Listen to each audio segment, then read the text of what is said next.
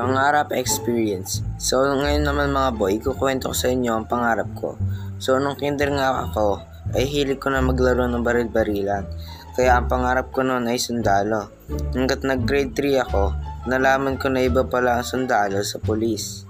Ang buong akala ko noon ay magkaparehas lang sila ng trabaho.